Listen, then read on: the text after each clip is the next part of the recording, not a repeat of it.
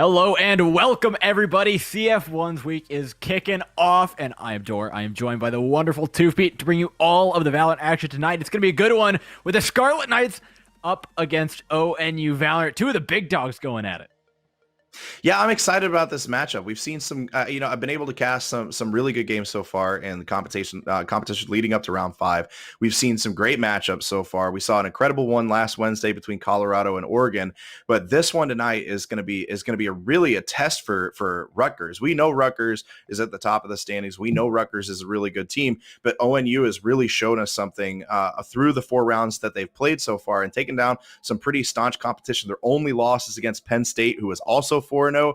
So ONU has been very, very strong so far. And some of their wins, you could look at them and say, okay, well, they weren't the strongest win, but honestly, they are pretty good. And I could see Rutgers coming into this match tonight and maybe underestimating them a little bit. But Dor, I am absolutely excited to see the action that we've got tonight. Look, if there was a match that we could expect an upset, it might just be here, right? ONU already played Penn State fairly close. And then we get into today's match. Scarlet Knights, don't get me wrong, strong team, ridiculous. They've won plenty of tournaments here at CF1. But at the same time, you check this map pick ban, and it is ripe for just upset potential because we are going everywhere where teams don't want to go. These guys are throwing dirty punches from behind one another.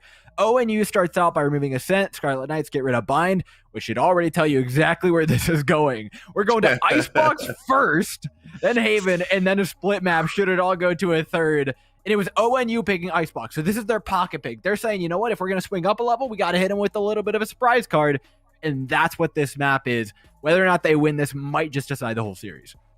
Well, last week I was talking with Plausible in our cast about how you've been trying to coach me and teach me a little bit more because you are the guru of CF1 esports when it comes to Valorant and Valorant strategy. But for some reason, I still can't play well on Icebox. And this is the first time we're going to see Icebox so far in this season in CF1.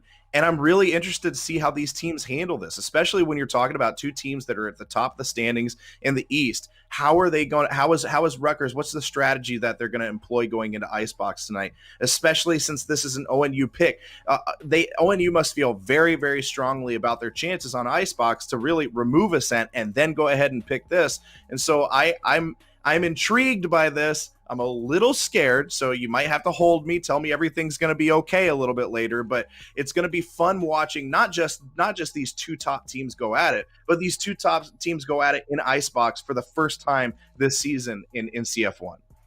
Yeah, so first off the bat, we got to get just right off the table with the fact that ONU's mascot is literally a polar bear. So one point going their way. Yeah. Other than that, what we expect to see on a chilly map like Icebox is fairly diverse tactical play. Initially, right off the bat, we go up to team compositions. There's a bajillion different ways to play this map because no one's really 100% sure. For those of you who have an idea or have some experience with a game like Counter-Strike, I like to equate it to Nuke, where the map is so complex that a lot of times teams outside of the highest level really struggle to find attacking ideas on it, that specifically being on the B site. Being particularly tricky to take over. The defenders can do a lot to create some really tricky angles to break open there. And with such an open site, it can be a bit of an issue.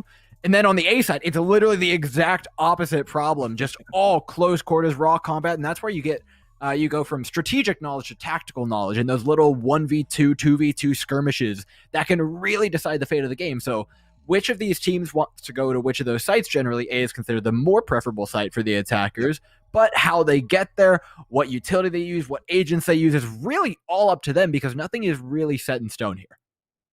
Absolutely. Well, and conversely too, if you're the defending team and you don't do a good job of setting up the right spots and setting up the right defense on the B site, it can be a nightmare to try to retake. And so if you don't defend B correctly and you don't, have 3 people on B and then 2 players over on A defending it, if you don't do that and you put too many people on A or you're caught in the middle too much and you get a quick take and a quick plant on B, it can be held to try to retake. And so it's going to be interesting to see if we see a little bit of a B rush early on, or are we going to see a more traditional go for A site, play it safe, play a little bit more conservatively the way we usually see in Icebox. It's going to be all on how the defense plays. But the Icebox causes a lot of problems in the mid. There are so many different ways that you can attack. There are too many different angles to check. And somebody like me who has trouble looking 14 different ways, I don't fare well in the mid there. So how is ONU going to do when they're on defense? How is Rutgers going to do while they're attacking? We're gonna see it, and that mid could make all the difference in the world for these two teams. Yeah, you're absolutely right? Whether you want to end up going towards A or B, mid is extremely powerful in Icebox, and generally it is a little attacker's favorite. They tend to get where they want to go when they're going towards mid, which is why Sage is such a powerful counter pick on this map. When a team really likes heading towards Kitchen a lot, you can kind of just eliminate that opportunity altogether by putting a horizontal Sage wall through the entire thing. So shooting through all of those ice blocks is really a lot to be bringing to the table. And as we get a look over the map, you can see just how open and large this thing is. We see two very different ideas of how they want to take on this map, though. A very defensive one from the team on the right side, and not so much on the left. Yeah, no, not so much on the left, but at least they're going to have a little bit of information. They're going to be able to get to gather that. I like seeing the Sova pick there, but you see all the defense on the right side. That's going to be difficult starting off. That's going to be difficult to try to take them over. It's going to be difficult to try to get a leg up on them with ONU really going fully defensive there. I love the Killjoy pick on here. Killjoy on both teams. I feel like on Icebox, you have to have a Killjoy no matter what. Killjoy can completely lock down B by herself if she needs to. And so both of these teams being able to have a Killjoy and then counter that Killjoy too is a smart play. But I do like seeing that Sova pick by Rutgers. Yeah, there's so many places where the Killjoy can just shut you down. So many interesting utility setups. Again, the big difference here being the fact that you're not running a Sage, and when you're not running a Sage, you do generally want to be replacing it with a Sova. It's all about that information gathering right now. As we see the first attack come in here for ONU. The only thing to really get them in, though, is the Jet. They've got a raise that can also help entry frag, but notice something. The only flash that they've got going for them is a Paranoia from the Omen, so they've really got to frag their way into these.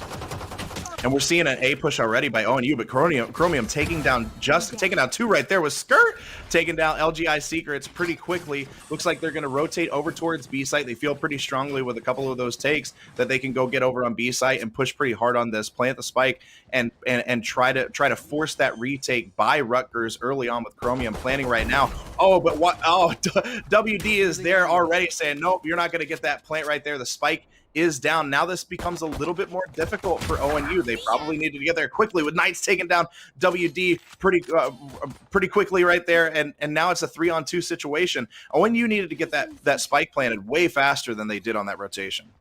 Oh, this chicken literally stops them from going to B at all. Look at how low each of their health is. One volley from the turret would have killed any of them. So they just can't go there anymore. What a ridiculous bit of util. And now spray him through the mid. One bullet will do it. There it is from Skirt to find the flank. Might even push a little bit further. The spike will go down. But in 2v2 with that little health, it's going to be rough for ONU. Yeah, it's good. This is going to be difficult. Let's see if they at least get the spike planted. If they can at least get this down, this is going to help them out. As Fruta goes around the corner, gets LGI Snake and Ice Spoopy right there. That's going to be a difficult one for me to say Ice Spoopy all night long. But that now Rutgers is going to go ahead and get the defuse right here. At least ONU gets the spike planted. But we saw the chicken back and forth right there. If the spike would have gotten down faster on B site, that probably would have been better for ONU. But they have to rotate back over to A, and it caused problems for them when they were low health, like you said, Dor. Yeah, it was a good read by Scarlet Knights. Again, the A take a little bit tougher when you're lacking any degree of flash. You're going to have to just kind of send it. You're going to lack some bodies whenever you're heading in there. But you have to trust your tactical prowess. You have to trust that you can trade out those players and use your numbers advantage when you can. They'll line right up outside of it to go for it again. No force buy up from the attacking side here, though, as the Stinger meta is gone. The force buy can only really be done on the attacking side, but not opting for it. ONU go for the safe choice, and this is literally the exact same positions we saw last time. Skirt ready to pop ahead if they do choose to peek up here in the container. Meanwhile, nobody else really wanting to go for it. There's a little bit of Killjoy utility scattered barely around this site, but it should be a fairly passive hold. This is exactly what you're talking about with needing that flash. They need some way to get control over this A site. They've got no way to get any real map control and really try to push the subject right here. Skirt is holding this corner very well. The length on the sky smoke right there isn't long enough to really do anything, to really block anything off. And now it looks like we're probably going to see a possible rotation here by ONU, or are they going to stick it out with Fruta getting Chromium right there? It's interesting to see that they're going to continue to stick this out. I feel like they're putting themselves in a tough position with Skirt and Justin taking down 2. Skirt taking down LGI Snake, but Ice Spoopy taking out Fruta right there, and it goes quickly with Rutgers only losing 1 and taking down ONU. With ONU, not a lot of utility to try to push on that A site, just like you said. Yeah, B is an extremely tough take in the second round because you're lacking utility and you're lacking range on your weapons. For the most part, right, if you're running in with a Classic, if you're running in with a Frenzy, trying to tap someone all the way through B is a bit of a tall task, to say the least. So going towards A is understandable. Second round, you're kind of expecting a loss there. This is where it really comes down to, though. This is where the rubber hits the road. This is where the economy really starts to take off for one of these teams. As ONU has the first full buy on the board, Scarlet Knights saved enough to get their weapons on deck. It's a dissimilar set from what we've seen in previous rounds, though, with the Killjoy utility stacked on this B side. Rutgers ready for a B site push right here. ONU doing a good job of working together. They definitely got the gun advantage here with Rutgers deciding to wait one more round for their full buy. ONU going for the force buy right here, but playing it slowly, waiting to see what they hear. Trying to get the spike down, but the nanobots are going to stop that. But Spike is going down now. Can't do it again. Stopped once again. One of these days, Secrets is going to get this. Secrets dropping the spike right there, and ONU gets the spike down. Now this is where the retake gets tough for Rutgers. What a clever placement of the nano swarms. It does get a lot of value, but it hasn't stopped the play quite yet. ONU are completely cornered here. All Scarlet Knights need to do is hold their ground, but they've done more than that. They've tried to push through, and they're punished big time for it. Yeah, that's where the B site, retaking that B site is difficult. If you can get the spike down pretty quickly on B, it makes it very, very tough for the defending team. But again, Rutgers was at a disadvantage with the guns, with ONU having the full buy. Rutgers decided to go a little bit more, thrifty there. But now you see full buy from both teams going into this fourth round. And this is going to be a little bit of a different story. Interesting to see where ONU tries to take the spike this time. Yeah, it's leaning towards A, but it's probably just going to end up being a fairly standard round for them. Just holding long angles. They want to make sure nothing gets pushed, because every single round up until now, Scarlet Knights have gone for a push on something. Whether that was the B side, like we saw in the first round. In the second round, it did end up being an A push. They got a bunch of frags for that one. Third round was another A push. They've gotten a little adventurous, and it's time to keep them in check. It's kind of the point of all this.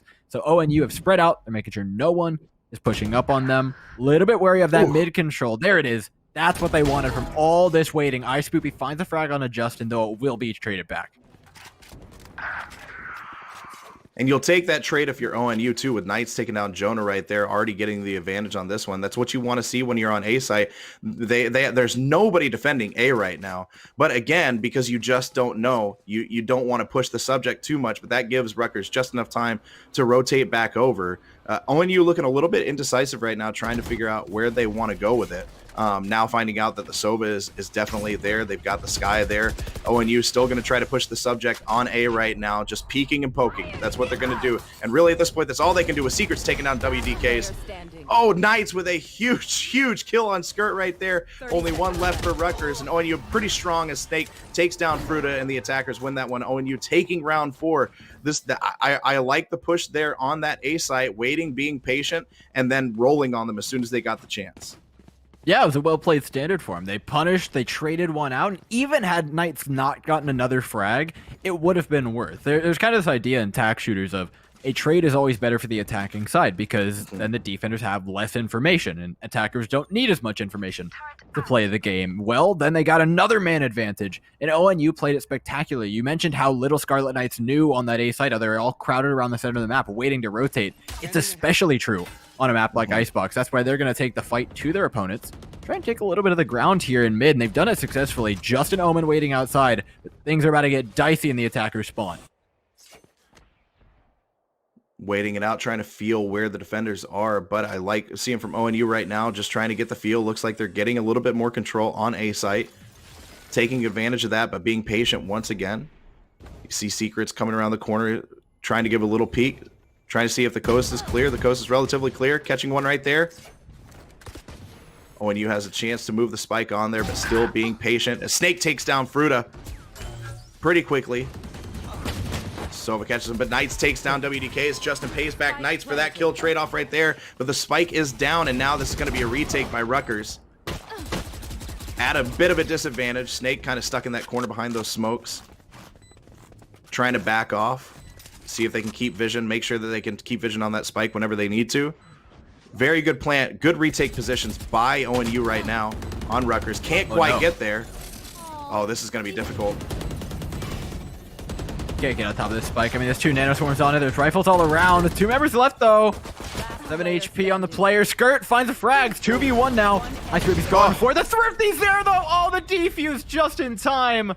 Oh, and you robbed of a round they thought was for sure, but I got to hand it over to the Scarlet Knights. That was a well-played round from them. There's kind of this overlapping theme now that we're getting from the Scarlet Knights side, and that is playing fairly passive for the most part. They are adventuring their way up through to gain map control early on in the rounds, and when they do, it is very valuable, right? They're getting information, they're not on this side of the map, and then they start leaning towards the other side, and so far it's won them every round that they have gotten that information. But this time, there's a slight adaptation in that once they pushed through something, they didn't push any further. They didn't try to get frags. All they did was corner ONU into that side of the map, and then they had nowhere to go but into the flames. This round, now with weapons, they're going to look to do the exact same thing because this operator can just hold so much space for them. You should run. It depends on if Skirt is on. Skirt with the op. Justin looking to see if he can try to wrap around the backside of that B site. ONU playing very patiently again. WDK is getting Knights right there. Looks like the flank is going to work out a little bit for them. WDK is taking down Secrets. Oh, but Justin goes down to Chromium. WDK let's see if he can get the ace. He's got 4 right now. Still wrapping around. Oh, and Fruta takes down Snake to steal the ace, but I'm pretty sure he'll be happy with his 4Ks right there and those 4 drops. Very well played by Rutgers. The flank by sending 2, keeping 3 on the site, and sending 2 on the flank through mid was the Rutgers is doing a really good job of adjusting to the strategies that ONU is employing. If they're going to sit there and they're going to wait and they're going to be patient, well, we're going to punish them and make them pay for it. Yeah, like you said, they're punishing them for being a little bit too patient on these pushes, but more importantly than that, they're taking map control in just a general sense. Now, they're lined up to do it in mid again this round. It's very unlikely that ONU let it go uncontested, though. You could tell the Jets there, but Knights, for all the contesting they did, it wasn't really worth much. One more you got to get past. Not going to find the shot, but the space has been made. Mid now belongs to the defenders. With Justin in such a forward position, things can only get better for the Scarlet Knights. ONU down to 3 players right now with Chromium taking down Jonah, trying to balance it out just a little bit. Trying to feel it out, see if they can push on A, but trying to take that mid control. But again, just like you said, Rutgers doing a very good job of getting map control, especially controlling that mid, which we talked about at the very beginning. It's important with K's moving out right now. Justin going down, K's going down by iSpoopy and Chromium. Secrets getting the res on Knights. Huge advantage right here for ONU.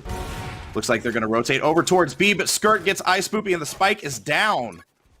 Great shot right there with eyes on the spike, but rotating over to defend B. Oh, Fruta, great kill on Chromium right there. Can he get another right there on LGI Secrets? Balancing it out, and now there's a huge advantage for Rutgers. You don't even have to. Knights is actually mortified of crossing mid here. Right? You know there's an operator on board. You have no way of getting past this. Maybe a cheeky blast pack. It doesn't matter where Skirt is. It's just the fact that it's a scary thought that Skirt might be somewhere around mid. You get skirting around, looking for every angle, but I promise you Skirt is in the one that you least want to be in. Oh, a missed shot! Still refragged by Fruta. But there was an opening there, but it was quite the journey for Knights to get from one side of the map to the other. Yeah, that was going to be an impossible play. I mean, that's if Knights was mortified there, I don't know how I would have been in that situation. But right here, the 2 kills by Fruta on Chromium and Secrets, absolutely opening that up for Rutgers and putting ONU at a huge disadvantage right there. And it's the little plays like that that can change the momentum for each of these teams. And Fruta doing it for his team right there. Yeah, and it's this little grab at map control, right? It started out in mid, and then they realized, okay, we've got 5 players contesting us in mid, so they pushed up A. There is nothing being given away for free. ONU is only being allowed to kind of give pressure with the same amount that Scarlet Knights are. Anytime they greed and try and put one more player somewhere than Scarlet Knights has, then they're being pushed somewhere else on the map. Now, to change that up, it'll be a fast push for ONU, a big change in pace here.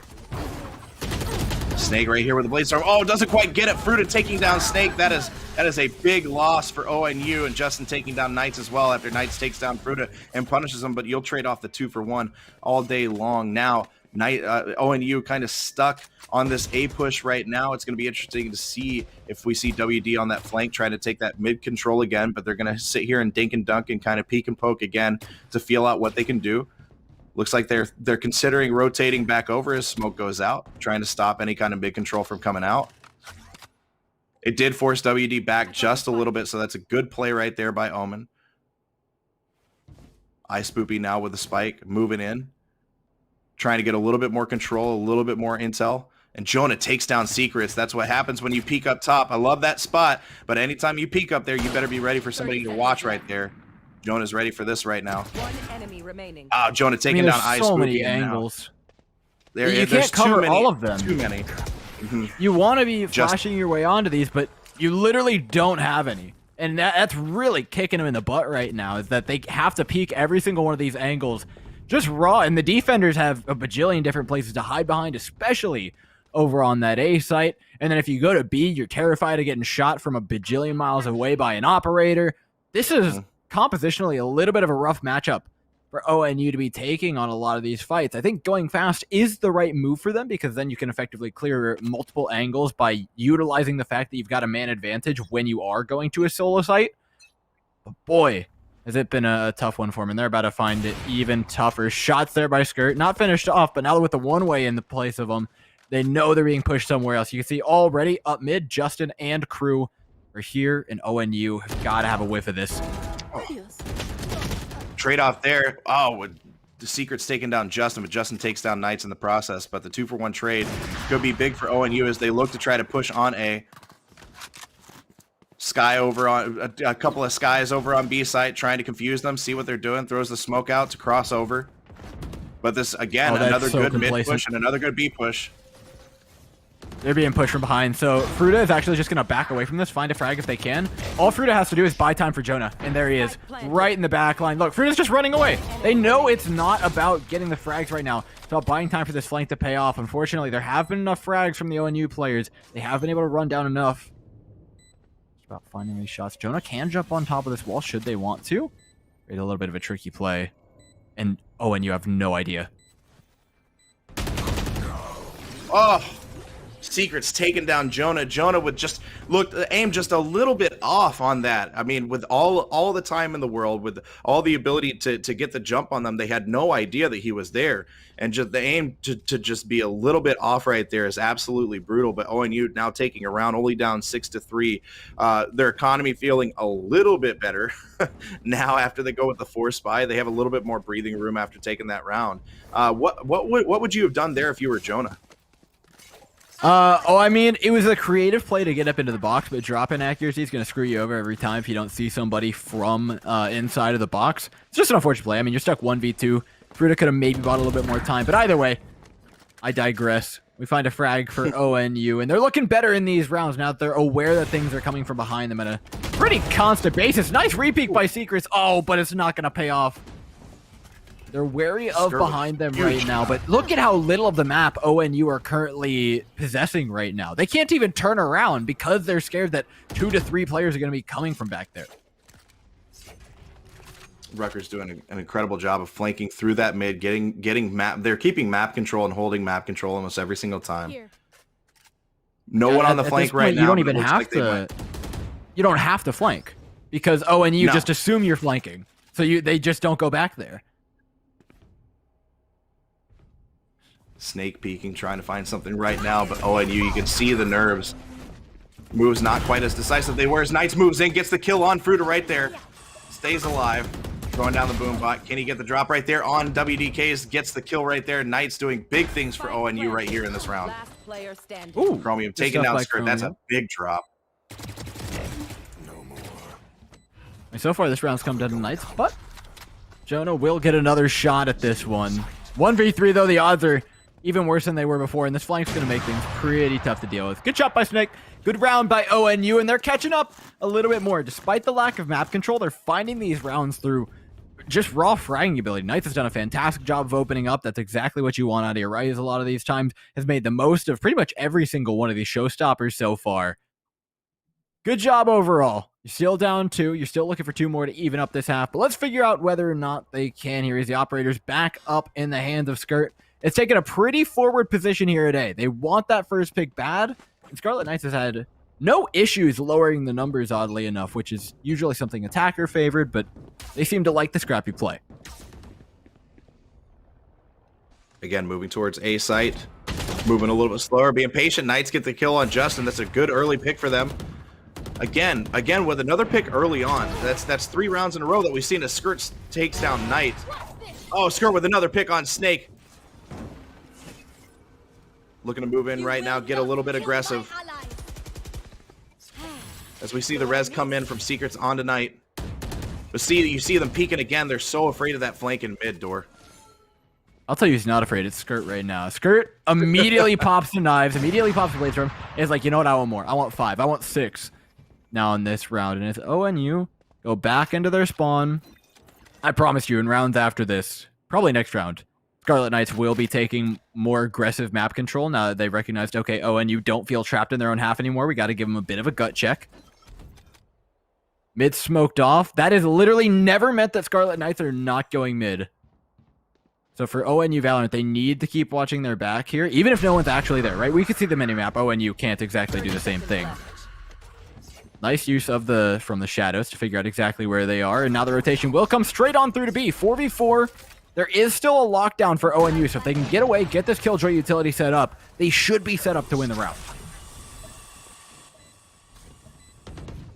You should run.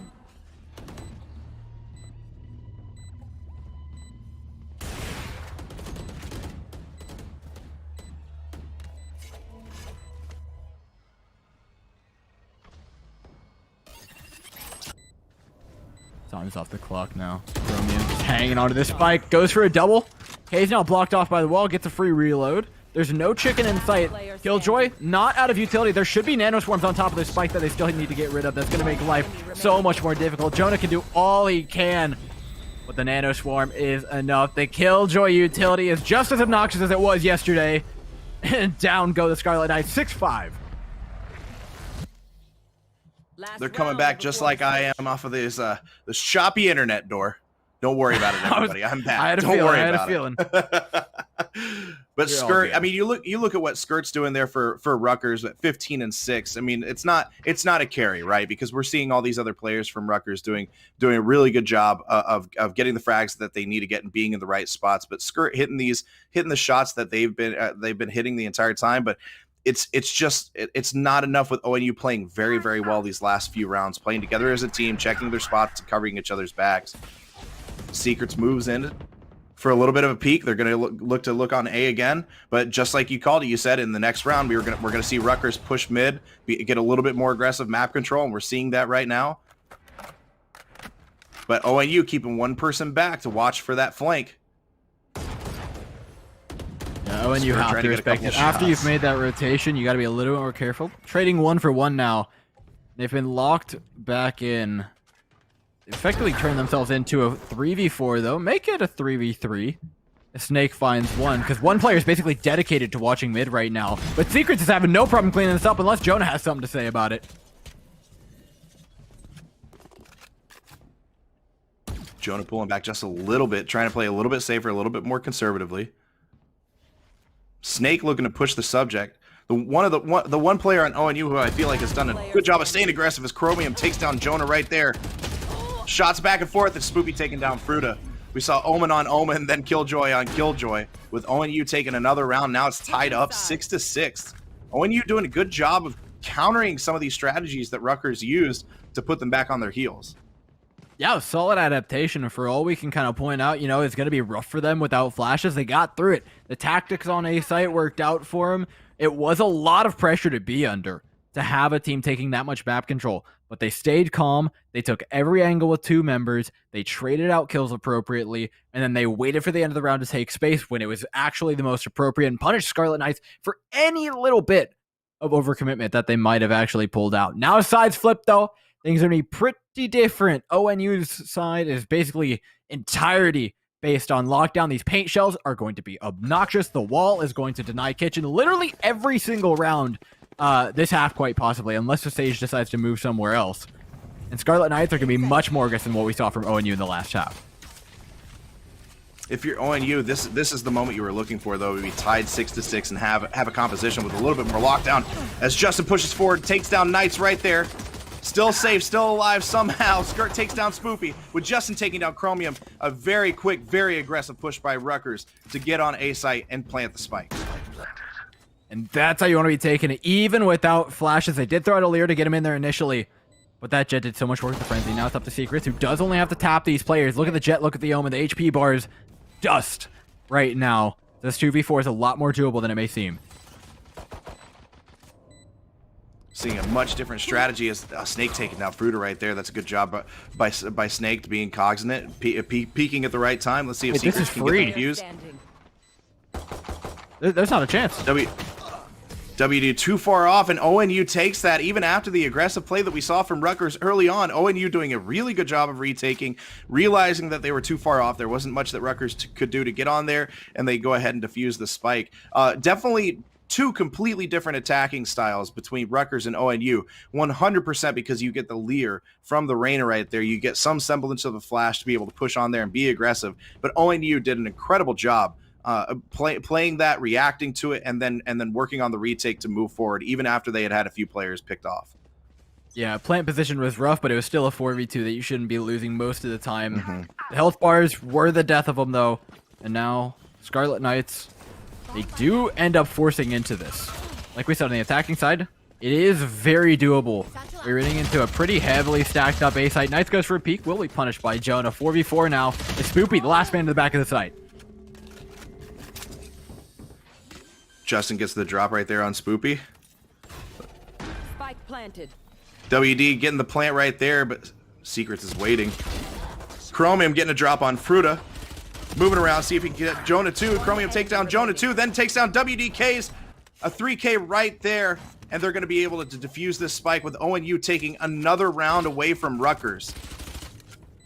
2 rounds into the attacking. They are. They absolutely are. What do you do in this situation to counter if you're Rutgers with ONU playing defense so well? I mean, you made your bet. It's time to Lion at the buy next round. At most, probably some sheriffs up on deck for the attacking side. And a lot of times they have been beat, you pointed out correctly, on the retake by ONU. So ONU doing a good job of just barely getting enough value. Chromium sneaking around as well. I think a lot of the potential here for Scarlet Knights does come through mid play, though, is something that we didn't actually see from ONU.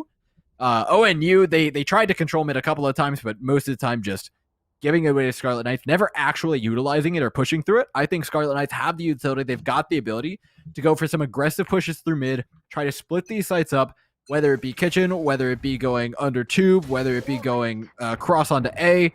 There's more opportunities to kind of flank from multiple angles for them than there were for ONU when you're not running as many flashes and you kind of have to group up to use that numbers advantage. And we're seeing something similar to that right now, as they've got pretty full map control with very little in the way of weapons.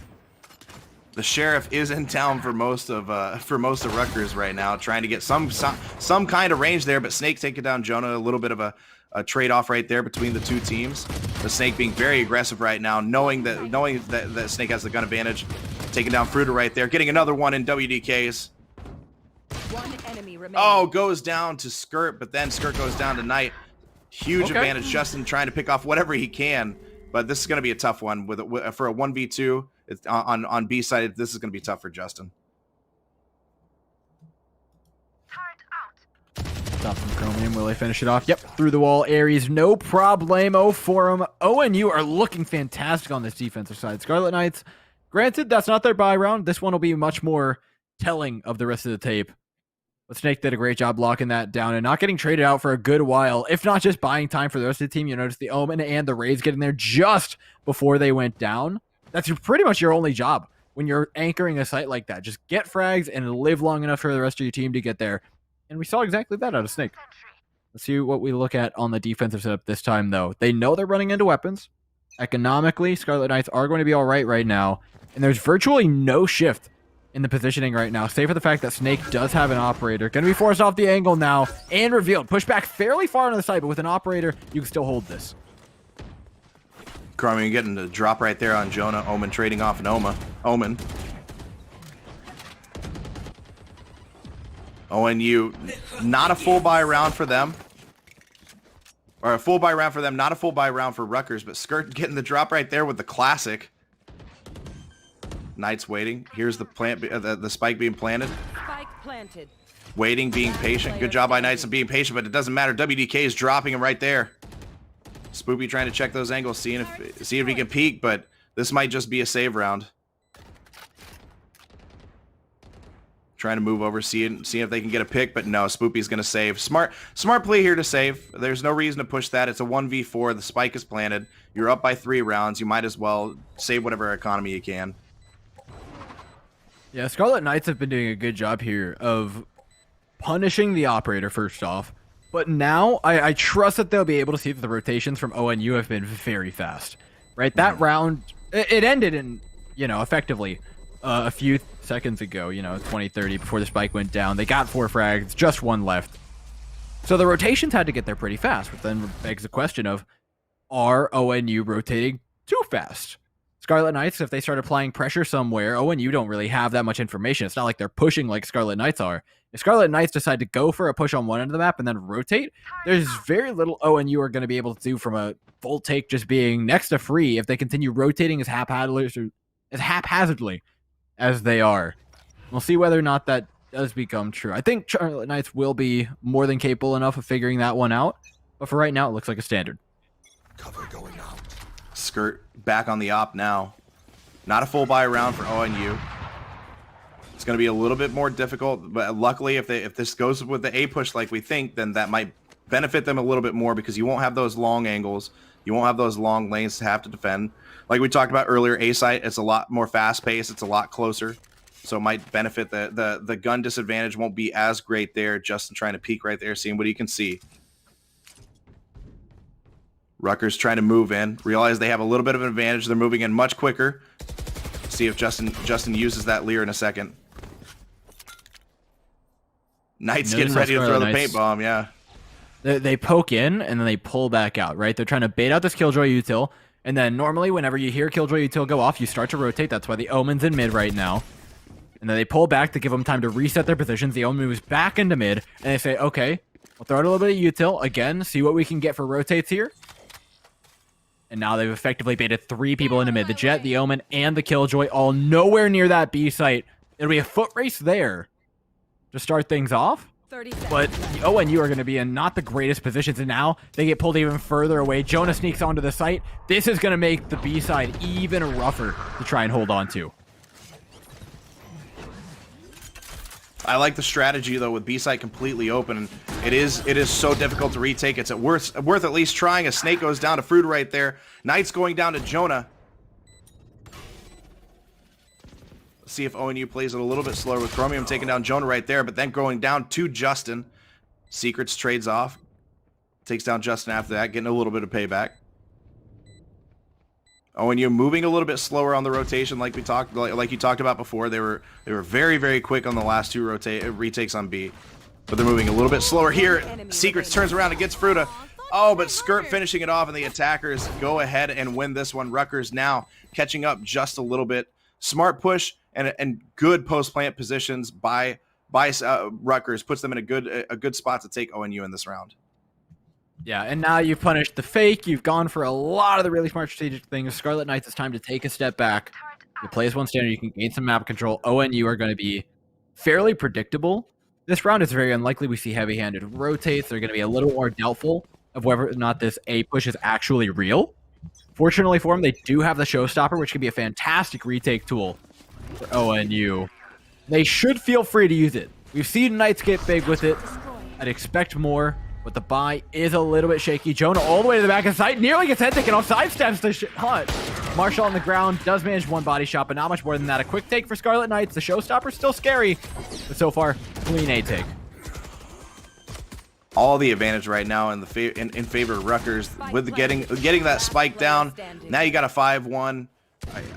Honestly, if you're Snake on this one, I mean, there's not really a save right there, right? Because you've got a sheriff, but what can you do in that situation? The Skirt takes down Snake, and Rutgers goes flawless in that round to tie it up 9-9. I mean, the aggressive play there by Rutgers paid off, and that's the difference between these two teams. Rutgers has the ability to be a little bit more aggressive, and it's going to pay off for them. But the difference is it comes in how is ONU going to be able to respond to that?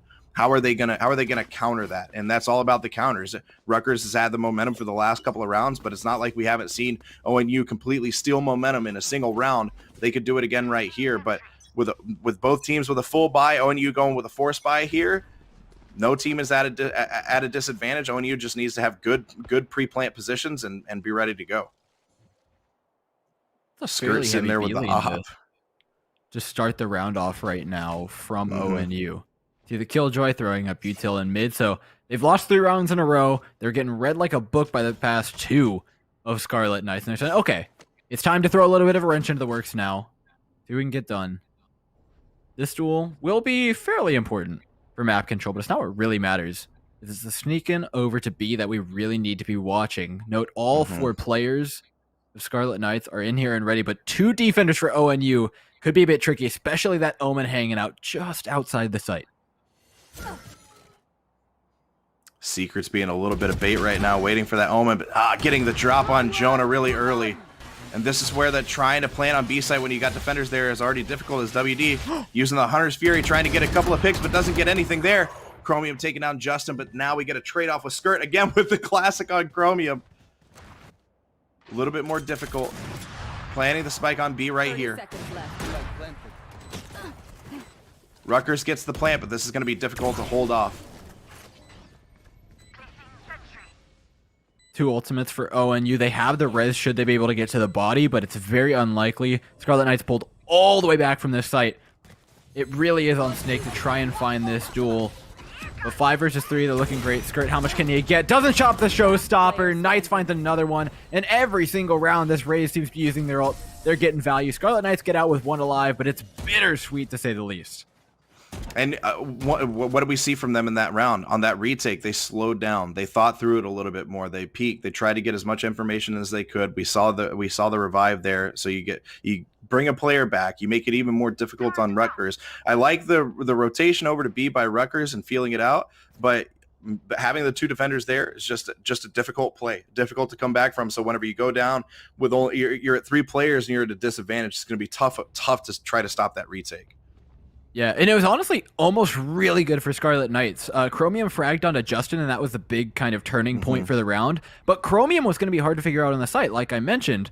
But the Hunter's Fury that was aimed at the Sage actually hit him and revealed his position. Had Justin fragged that, this round would be extremely different. But instead, we're heading into double digits with ONU leading the way. Defensively, very similar to last round. The Killjoy locking up the mid, throwing down the turret to try and lock down the mid to B option, and then the Killjoy will play a quick rotate over to A, as well as trying to kind of shut down any sort of kitchen angle, leaving the Sage to do whatever the hell she wants over here at B, get a little bit more value out of the wall and those slow orbs, which then can buy you time to rotate all the way over from A. And then, of course, the A rotation would come from a Killjoy if there's a push there. But I think we're in a bit of a pause as Scarlet Knights are trying to figure out exactly how they want to take this round. Looks like we're in a little bit of a pause right now. Okay, we got it. We officially have a pause.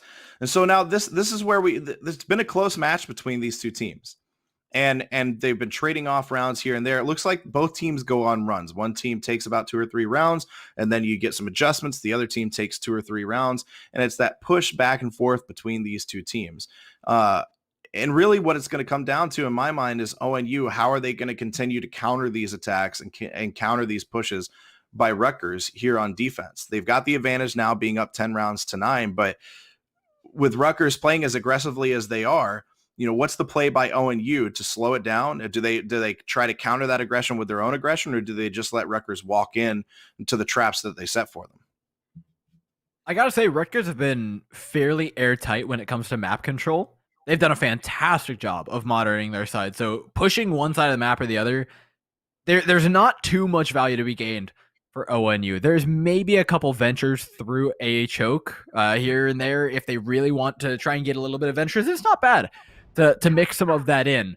But I actually feel like ONU are playing fairly solid. They've kind of gotten a little bit of heebie-jeebies gone. Scarlet Knights had those couple of rounds where they were running circles around them tactically for a bit. But ONU have adjusted. They're down to their standard. I think they say if we stick and we don't rotate too heavily, we can keep that one player in mid. That's what the Killjoy is there for, to be more flexible than the Sage in retrospect. And get in there to try and use the nanoswarms to deny whatever plant goes down on A. They know they can play a retake on B because ONU Scarlet Knights are lacking that Sage that makes B takes so powerful and makes B retakes more difficult. So they're just saying, okay, we'll A lean a little bit, we'll play flexible over on B, and we just want to make sure that the spike doesn't go down on the right side of the map. And so far, they've done that. Mm-hmm. Yeah, and ONU, honestly, they've started hitting their shots, and we talk about this all the time. We could talk about all the strategies, and I try to say this every single time we come out here, and especially at the level that we've seen these teams play out before.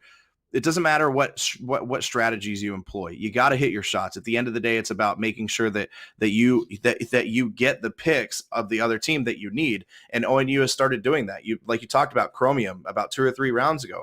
He had one kill on Jonah that changed the entire the entire outcome of the round. Was probably one of the biggest picks that we've seen because he actually hit those shots. And if you can get those 1v1s, those 2v2s, and get the upper hand in that way, then it's going to help you out every single time. And then you add the things like map control, you add the things like patience and aggressive when the time is right and peeking, all those little things. That's what's going to help ONU in the end. But I'm very impressed by ONU so far, the way they've played this, both as the defenders, or both as the attackers first and as the defenders, put themselves in a good spot to pull out ahead as the defenders here and put Rutgers on their toes just a little bit. You talked before the match started about, hey, if there's any match where we're primed for an upset, this would be the one.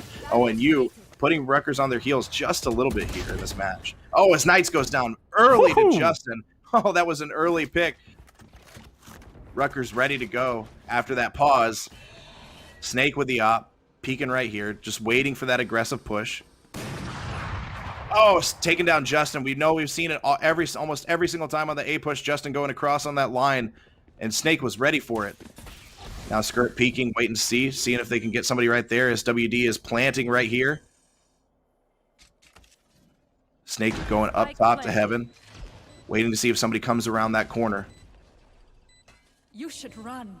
Slow rotation over here by ONU, but it's benefited them almost every single time. But if you look over there, backside of A site coming through, you got a flank by ONU, something that we didn't know if we'd see, but I like the aggression here. Oh, Snake taking down Skirt. Huge pick for ONU. It's a big loss for Rutgers as Chromium takes down Jonah. Here comes the flank right here with Secrets coming back and getting WD. Fruta taking down Snake. That's going to be plenty of time to get the defuse through. ONU up another one. Their pocket pick map seems to be working out for him. This icebox has been a little bit tough for Scarlet Knights. ONU feel much more specialized for the map, if that makes sense. Yeah. Scarlet Knights are going, I would say, on not generic reads, but kind of fundamental reads, right? When we talked about how they were playing aggressive versus defensive, punishing the fact that ONU were over-rotating on some parts of the map and reading that, that's kind of not map-dependent. ONU are playing very, very specific. They know these angles. They know how they want to play a lot of this. And that's why they're so confident relying on a composition that's not running any flashes, because they know the angles that they can take with one person versus 2 people versus 3. They know what they can hold, and that's giving them a big advantage in a lot of these rounds. That's why we see a lot of the frags going their way, even when the rounds tactically may be a little bit more Scarlet Knights favored. Seeing a bit of a split push right here as Rutgers tries to figure out where they want to go. Looks like they hear the defenders over there, over on B site. Still going to feel it out just a little bit. Looks like they're going to rotate over, but this could get dangerous real fast. Chromium waiting in the spot. Chromium waited too long, and Jonah looks up and gets the pick right there. That's a huge drop. Rutgers is going to have an almost completely wide open B site. Oh, there goes Secret. Secret's going down to WD. They're free and clear to plant the spike. ONU with a slow rotation, but it's going to be a 4-on-2 situation with B side already being a hard retake. Spoopy moving in slowly. Gonna peek. Gonna see what they got. I like the patience here. Wait to see who's there. Wait to see where they're coming from. Check the angles that you know you need to check. But Rutgers in the perfect position right now. Skirt just waiting for somebody to come around that corner and peek out. Doesn't quite hit the shot right there. Knights backs off, and they're going to go ahead and save. Yeah, no shot at that one. Scarlet Knights, they've got an operator. They're feeling confident.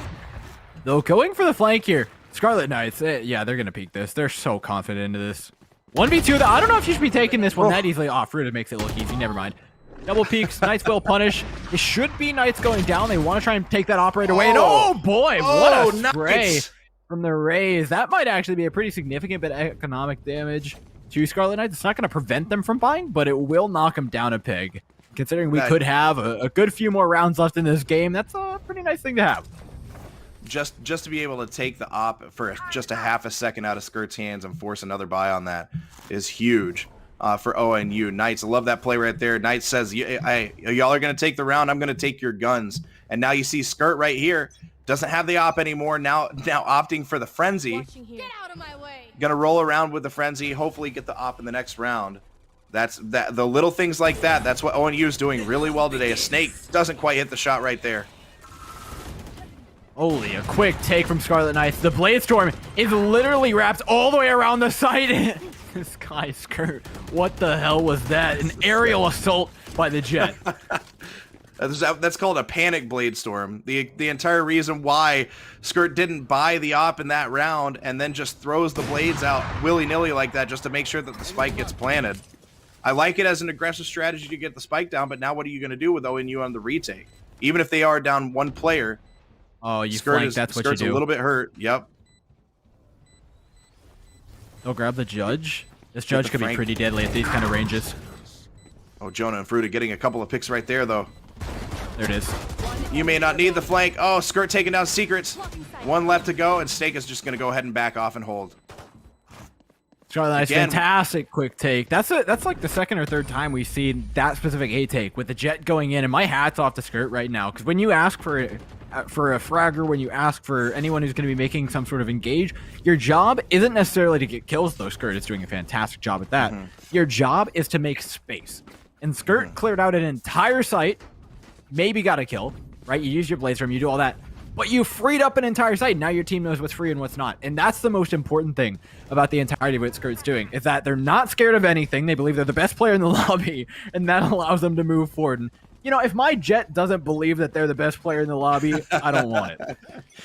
Oh, I'm absolutely not. There's a reason why I won't touch Jet, because I don't think I'll ever be the best player in the lobby, but I'm totally fine being a Killjoy player and just being able to sit there with my bots and lock places down. As we get a little action early with Skirt showing exactly why they think they're the best player in the lobby, because they are, as of right now, the best player in the lobby. Knights throwing down the paint bomb right there. Not quite going to hit it. Jonah takes down Knights pretty quickly. ONU already down at a huge disadvantage right there. We see the Sheriff come out, but Skirt ready to go. Getting the kill on Secrets right there. Perfect positioning, but it goes down to Spoopy. Snake with a little op action as Spoopy takes down Jonah as well, evening up just a little bit, but Justin taking down Snake and taking the op away from ONU. Spoopy only with 21 health on a 1v3 goes down really quickly to K's, and now Rutgers, again, we've said this before, one team takes a few rounds, the next team goes on a run. Scarlet Knights very, very close to victory in this map one. ONU has played this very well. They've countered almost every single time, but we've seen 3 rounds in a row by the Scarlet Knights. Can ONU come back and play this a little bit differently, looking like the aggression is really working in favor of Rutgers, Thor? You know what's going to suck here for ONU is their IGL is sitting there like, oh man, they've gone A the past 3 rounds. You know, if they go there and I don't call it, I'm going to look awful.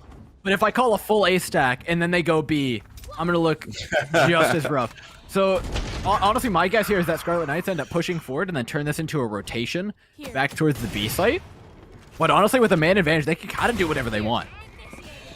With Chromium going down early, I feel like just be aggressive and just push it right now as the Hunter's Fury is going out, getting one. Let's see if he can get one right there. Doesn't quite get it with Jonah taking down Spoopy and Snake, though. 5v2, Knights taking down Jonah, but now it's a 4v2 in favor of Rutgers.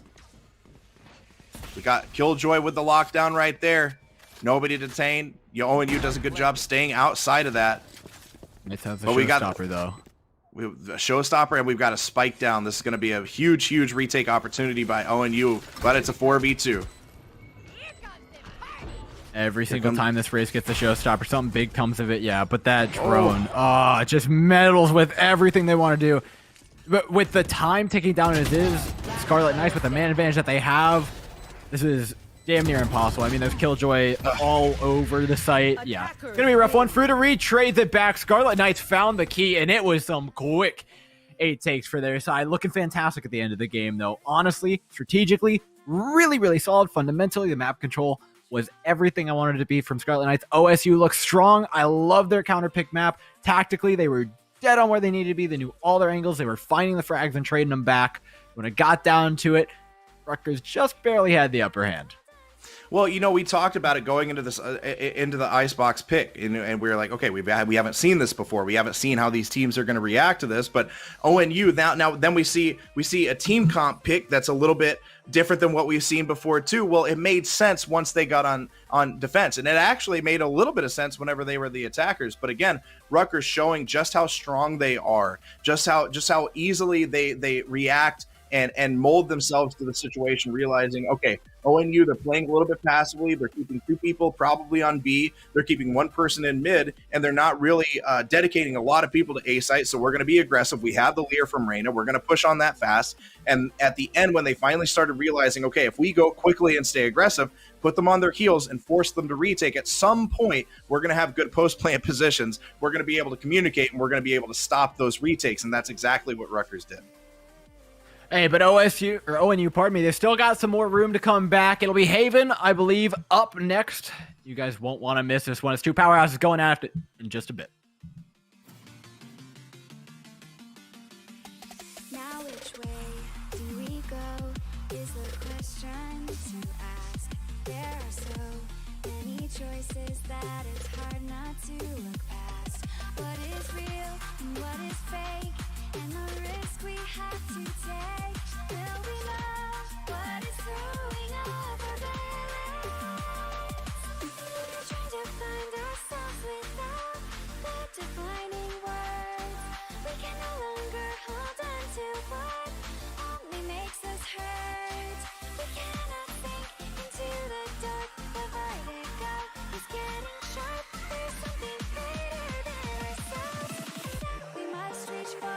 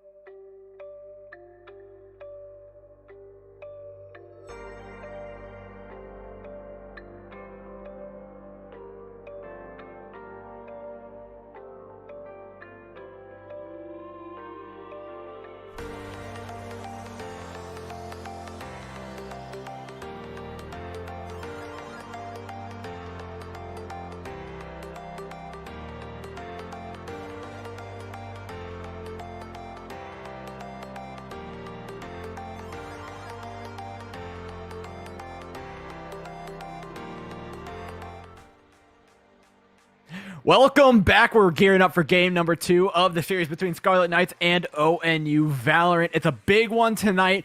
ONU came out swinging. They're sitting there at 3-1. They nearly beat Penn State, and they get into the series. They, oh, we're gonna pocket pick Icebox, and it just barely slipped out of their fingers. So now they gotta play Rutgers on the one map that nobody wants to play Rutgers on. We're heading to Haven next. Does anybody want to play anybody on Haven? Sometimes I feel like, especially if you're not starting off as the attackers, do you really even, if you're not even playing attacker at all, do you want to play Haven? No, I think we saw a lot of good stuff from ONU in that first map. You know, picking Icebox was kind of out of left field. The team comp that they had was out of left field, but it worked in their favor, and it just. It's how Rutgers, they did the same thing to ONU that Rutgers has done to every team that they've played so far this season. They've given maybe a little bit too much every once in a while, but then at the end of the day, their communication starts to become a little bit more concise, a little bit clearer. You can see that they're rotating better together, they're moving better together, the utility comes out at the same time, and then they get a little bit more aggressive. And they did that to ONU, and ONU got put back on their heels. I mean, the map one was truly a game of runs, where it was just run after run after run, and kind of in the same way you talk about in like other games, whichever team has the momentum last, whichever team has the ball last is the one that's going to win. That's exactly what Rutgers did. They stole the momentum at the end, and then they just kept it rolling all the way through the map one win. And now we're moving on to their map, Haven, and they're starting off. They're going to start off as the attackers, and that could be a problem for ONU. Yeah, well, we're bound to see some fairly standard compositions. I actually think we're on this map, right? Scarlet Knights picked this map for their defensive side. If you look at what they did over on Icebox, what's comfortable for Scarlet Knights is attacking, because it's similar to what people say a lot of times in chess, right? If you can't think of the right defensive move, attack, because it takes more time to think of that defensive move. It's a little bit trickier. So when you don't know a map, it's a little bit easier to be aggressive and kind of fill out that space. So we saw an Icebox, we saw Scarlet Knights pushing every single place when they're on the defensive side, trying to rip away map control from ONU, and it worked fairly well, even though their setups weren't as specialized to Icebox. And now we head over to Haven, a map that is ripe for aggressive pushes, that they can add a little bit more nuance into that strategy with, and a little bit more set plays, and a little bit more map knowledge. I think this is a fantastic playground for Scarlet Knights, and they can just keep playing their game like they were on Icebox. This will just take it a level up. If I had to compare Icebox and Haven, I would say Icebox is chaotic evil. It's full-on chaotic evil. But Haven, with the 3 zones, it's chaotic, but at least it's more chaotic neutral, where you can at least control the situations a little bit. There's some idea of what's going to happen at any given time. Like you said, there are set plays that you can go to. And really, honestly, that benefits Rutgers and what we've seen from them before on Haven. But ONU, we could surprise here. We could see a surprise where Icebox is the pick by ONU. Rutgers ends up taking that, and maybe ONU could steal Haven from the Scarlet Knights and force a map 3 as Secret's going ahead and getting the info there. But it looks like we're going to get a push right here from Long C with a little bit of a split push as we see Sky moving in towards B. Skirt right there, just kind of poking a little bit. Yeah, this is a fairly standard retake setup. They want to hold this garage control, though. Chromium's doing a fantastic job. The right clicks flying everywhere, bullets, but no death. Weirdly enough, Knights finally find something, but Scarlet Knights have shut down on the C site. He sprayed through. Great job by ONU to maintain control there in garage. It's not quite over yet, but there it is. A sealed out round for ONU. A quick retake from the defense because they maintained that garage. And garage control, anytime there's any kind of C plant, garage control is always the most important. Always control in the mid, and ONU doing a really good job of keeping map control there. And we've seen all night from Rutgers having that map control. As you see Chromium sitting in here, getting that pick on Skirt pretty quickly, being able to move around, keep themselves from dying. I mean, it's the pistol round at the beginning, but I think map control there for ONU. They've learned from map 1, maybe just a little bit, at least in round 1, and they could probably hold it a little bit here. And you have to be anticipating the force buy here. Scarlet Knights actually have more up on the field right now, which is not odd, right? A force buy on the attacking side kind of has to be expected, but it's going to keep ONU honest, at least here. Fast up through B. The SMGs are very effective at this kind of range, but it's going to be a tough take if ONU rotate as fast as they did on Icebox. Oh, no, it's going to be B through A. Oh boy, we're going through quite the connector push. This Cypher is getting hung out to dry. They know there's just a Jet on this site. The odds that there's anything more are slim to none. They're going to rush her down, try and take as many players on this one frenzy as they can. Snake, good luck getting anything. Skirt will find the better of them. In 4v3, this force buy is looking real valuable. I love seeing these jet on jet interactions that we keep getting between Skirt and Snake. It's been fun to watch, and it's been back and forth as Jonah takes down Secrets right there. But it's been back and forth. It doesn't not really favor on one over the other one, but Knights takes down WD right there. Oh, and you going for the retake. Knights taking down Jonah. Can we get the 1-on-1? Knights taking down Justin, and now he's going to defuse the spike. Huge clutch play by Knights right there, Door. Yeah, that was not a round that Owen you were supposed to win. Knights comes through. Raze, Phoenix, doesn't seem to matter. They just kind of frag whenever they feel like it. 5-1 after 2 rounds is a fairly impressive scoreline to say the least. And take a look at this cleanup. Fantastic stuff from the Phoenix. So what changes here for the attacking side? I'll tell you what, they don't have cash for one. Neither do ONU, though. They've kind of invested into that last one. They had to save a lot of cash to ensure that they'd be able to do this one. At the same time, you don't really want to not invest in this round. You want to guarantee that round win. You want to actually have some momentum heading into your bye round. So ONU has bought as little as they can while still trying to guarantee as much value, as much of a percentage chance at winning this round as they can. Scarlet Knights, they do the exact same thing we saw them do last time on a third round bye with Sheriff. They spread out, gain map control. They're looking for some heads to pop. Trying to feel out the map. We see Snake just kind of sitting there waiting, figuring out where they're going to come from.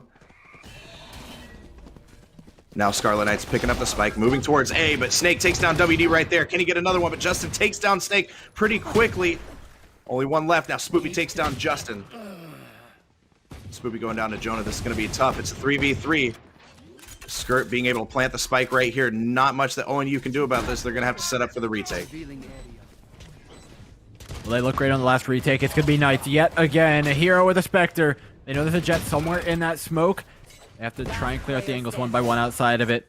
Run it back is just going to buy time, though, for Scarlet Knights to push other angles. Great little bit of tech by Skirt to push out of the smoke right when Knights isn't looking. Find the rest of their teammates and win the round for Scarlet Knights. A third up.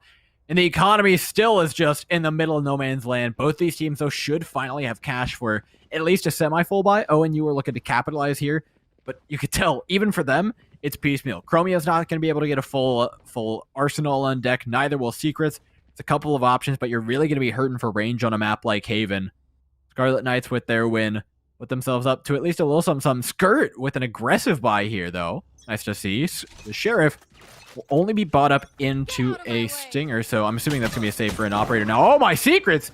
Oh, wow, yeah, that was wishful thinking. Oh, Skirt. The Blade Storm, huge Blade Storm on Skirt early on right there. I mean, obviously, anytime you see that op not come out, you have to imagine that the Blade Storm is coming and there's going to be a bit of a save there. But Skirt, huge, coming up huge.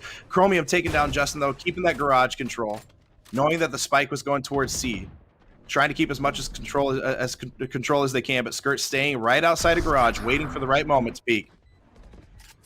Skirt sitting there. So the big issue here is now that Scarlet Knights know that there's just a singular judge up on deck for one of these players, so they can play pretty far away. Conservative with their angles, they go for push through garage to try and regain one of those weapons, and they lose a life for it. Snake will be able to trade it back, though, as 3 Scarlet Knights players remain. Through garage, Skirt, nice headshot, looking for the ace. Can they get it? Absolutely is the answer. 1 set of knives, 5 easy kills for Scarlet Knights to even up the score. It was a far cry from the Blade Storm that we saw from Skirt in map 1, where Skirt just kind of threw him all over the place, but now being able to drop the ace there. Incredible job by Skirt getting there.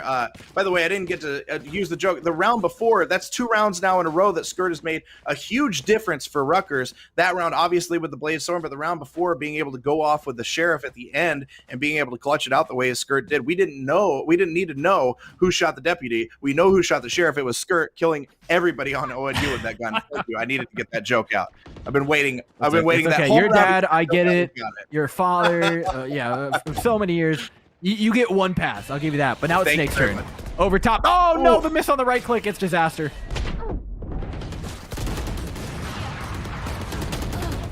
Still able to get 1 through smoke. 2 players immediately bleed their way onto the site. Not too much in the way of smokes to try and clean this up, though. Scarlet Knights are just about to clear out of a lot of their util. They got to get into post-plant positions quickly, but they do manage to just in time. Now 4v3. Knights should be locked out of heaven here reasonably well by not only the smoke, but the fact there is an operator on the other side of the field. That's what the flame wall is going to be used for here, just to try and get them out. But even that might not be enough. Oh, Knights goes down and takes Fruta in that smoke. Skirt can't see anything. The smoke position, they're going to have to go for something quick. A Skirt takes down Knights very quickly. One enemy remaining. Oh, another Skirt's one on nuts. Spoopy. Wow. Oh my god, no. Skirt's just going for style points. I swear to God. This is Last player ridiculous. standing. Another operator kill. Skirt goes down. You're fine. You've got plenty of credits. You can rebuy that one. Very lucky that that flash didn't end up hitting from Knights, but I do appreciate the wide peek. ONU has been so solid on these retakes. These really, really quick little trades. But they gave Scarlet Knights a little bit too much time to get into the post-plant positions there, and that's what made that one so difficult to take. Scarlet Knights, of course. I mean, with Skirt on your side, hitting shots like that, absolutely nothing's going to stop you. This play should be pretty different, though. The Cypher's going to throw down a trap wire here towards A. Sova playing in towards mid. A full B push right now, and they want to overpower this one Omen. They saw where the smoke came down from. They know they've got a numbers advantage, at least for the time being. They have to make the most of it, and they will. There's the trade. B control given over. Sova sneaking to the backline. Secrets, how much can you get is a big question. Sprays down one, looking for the Omen. Beautiful transfer. The Reyna's the third. Can you find 4 Secrets? Oh, Fruta. Secrets going down to Fruta. Can't quite get it. I mean, that was absolutely well played by Secrets right there. To be able to even have a chance in that moment, the way we've seen the Scarlet Knights play this entire time so far, but coming out of that smoke and being able to drop all 3 of those players as quickly as he could. But again, the Scarlet Knights putting themselves in the right spot, being aggressive early on, and we've seen ONU. ONU's been great on those retakes, and that at that time it wasn't even Skirt who was there to clutch it out, but the Rutgers really doing a good job knowing ONU is being aggressive on those retakes and moving in the way they are. The Rutgers is really putting themselves in good post plant position, just like you said in the round before, to be able to even if some of these players like Secrets or Snake go off on the retake, then there's at least 1 or 2 players there to clean up and make sure that they can't get the spike. And now 2-4, the economy is not perfect, to say the least, for ONU, and Scarlet Knights are proverbially rolling in it. They've got 4.6k, 4.8k on a couple of their players. They'll have buys for rounds to come. Spread out, fairly standard here. They know for a fact that ONU kind of has to respect their mid, so they're going to continue to play an Omen there. They know someone's going to be in Garage for a quick rotate towards B, should they need it. And so it's Scarlet Knights, to them, that just says, all right, the other sides have less things protecting them, right? We've created a bit of a partition here in mid. We've drawn a lot of the attention there. We've created a threat. So now we can try and open up the sides of the map, abuse this. It's the same kind of read that we saw over on Icebox, when we saw the shift from aggression to slow play, then mixing in a little bit of rotates after they caught ONU out. The read here has been fantastic. I mean, it's easy for us to say when we can see the mini-map, we can kind of predict these things happening. We can see the strategy change right in front of us, but you have to remember, Scarlet Knights don't get to see the other side. The only information they get is the information they can kind of gather during the round, and they're playing fantastically off the back of it.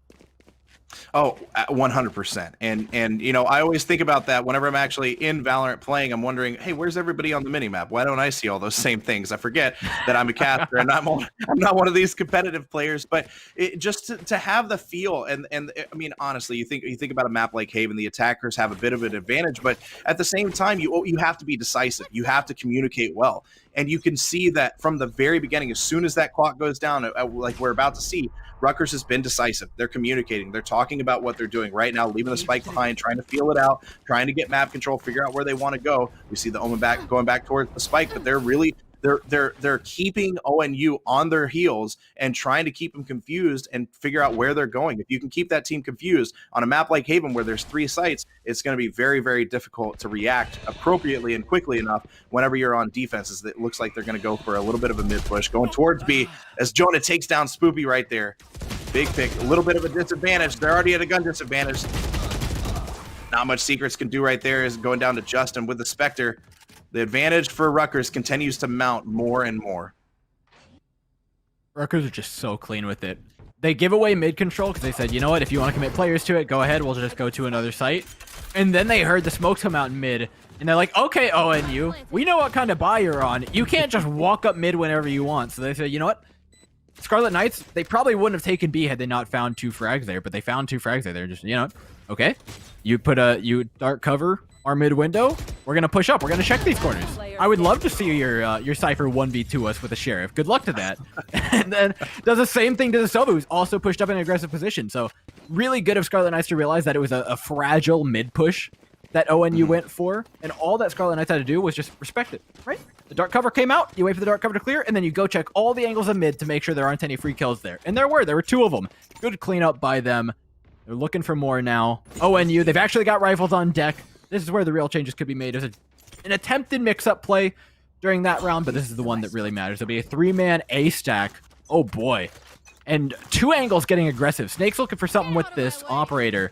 But so are the Omen and the Sova on the far angle. They're trying to pull a little bit of the attention away. There it is, shot onto the Reyna, and that is exactly how ONU wanted that to play out. But Skirt has nothing but aggression in their veins. Hunter's Fury catches 2! Oh my god, it's disaster for ONU after the round started off so well. Absolutely heads up play by Skirt right there with the knowing being in the right position, knowing with the Hunter's Fury coming out that somebody is might be shown, being able to get the kill right there through the Omen smoke. Absolutely incredible job. Skirt staying aggressive and doing a good job is nice. Now you got the 2v1. Got to be able to get the spike down. ONU great on these retakes. This might be a bit more than WD can handle, but we're gonna see. Scanning ahead. See Phoenix now sitting in heaven, trying to wait, trying to peek. He's getting aggressive with it. He knows he's got to find a frag, but both of the ONU players are ready for this. What patience from the Cypher. Oh, it doesn't get taken down, though. That should mean the B side is free. He knows where that Phoenix is. He's heard him before. Should go all the way to the other side of the map. No, plants mid. Tough angles to clear here around the B side. We'll play a little bit of ring around the Rosie, that's for sure. And he's going to meet him all the way around here. Knight's so patient. But with the time going off the clock, you have to have an inkling of an idea, right? After that much time has been cleared, you've got to start checking the other side of the site. Do the Scarlet Knights know? Finally looks over there, waiting for Knight. WD switching over, realizes the time. WD not being able to get the shot. The Knights gets him. Oh my goodness. What an incredible play for Knights. Clutches it for ONU. ONU needed that round after the full buy, after the going with a full gun round. They were going to absolutely need to save their economy, and Knights single-handedly helped save his team's economy right there. They were going to be in a lot of trouble if they didn't take that round. I mean, sick flick by Knights. Hats off to the punish. WD is kicking himself for missing that shot. Had the headshot lined up and everything, but Knights was quick with the turn. Still at the top of the leaderboard for this team. I love seeing him on the Phoenix as well. Powerful pick in the hands of a fragger, especially on Haven. There's some really cheeky stuff you could do on the attacking side that we'll get into later. The Scarlet Knights, a little bit of trouble cleaning that round up.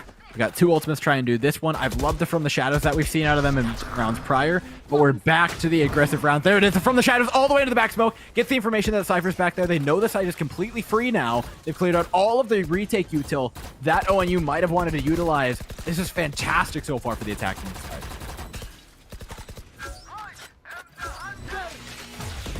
Hunter's Fury coming out. Secret is going to be able to get Skirt. Skirt trying to bounce back and forth. Doesn't quite get him. Reveals the location, but doesn't quite get him to Snake. Now with the Blade Storm. Missed the last time we saw this Blade Storm come out. Sitting there with the Phoenix. Let's see if they get a little bit of a push. Secret's getting Skirt right there with a shock dart. Snake moving out. Oh, nice. Dropping WD. Snake goes ahead and gets Justin. Moving in quickly. Can he get Skirt? Fruta takes down Snake. Knight's going down to the molly right there. And they actually get this spike. Absolutely amazing retake by ONU right there. Yeah, a little bombastic, but Knights is just doing some ridiculous stuff on these retakes every single time. The entry fragging has been fantastic. Snake's doing a good job following it up. It's a little bit weird to not see the jet go first, but it seems to be working for ONU, so I can't really, beat up on it too much. You know what? If it ain't broke, don't fix it. No real shift up in how they play this defense so far, though. The Omen playing on A. It is a bit of a mix-up to when they had the Omen playing mid, but I suspect it's because Snake has an operator, and they do. There it is. Just to watch this window. Scarlet Knights haven't been ones to peek this mid for free, so it's very unlikely that it actually gets a kill. They've respected it the entire game. They know it's up on the board. They know Snake can be deadly with it. So they'll shift over to the side. Hearing absolutely nothing, too. Scarlet Knights are moving in with very little info. Moving in, being an aggressive skirt. Kind of been a little MIA the last couple of rounds after seeing some strong play through the first 3 rounds. Secret's trying to get as much info as he can. Trying to get a little intel. The drone goes down pretty quickly.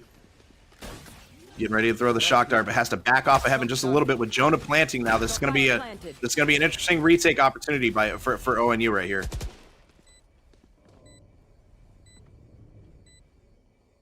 Plant stuck in the corner. Cypher wrapping all the way around to watch the back. Not going to wrap to meet the Sova. This retake will be explosive, though, from ONU. Same exact setup we saw round 1. Knight is moving into frag. Couple of trades here underneath. Good sprays, though, by Scarlet Knights, and that's what it's all decided by. The hell play is what you have to watch. ONU, quick as ever, and every single time you see A site go down on Haven, you got to be asking your questions, right? Is hell winning? It's a tough position for the attackers to hold on a retake, but they overpowered ONU. They stopped the push from coming in. Fantastic job to specifically Skirt, and I believe it was Fruta who were playing down. No, not Fruta who was playing underneath. There was Jonah, maybe Justin. I didn't see the second player. There are 2 players in hell. They did a good job holding on. What more do you want from me? They shot him. They didn't use their abilities, so it doesn't matter what agents they were on.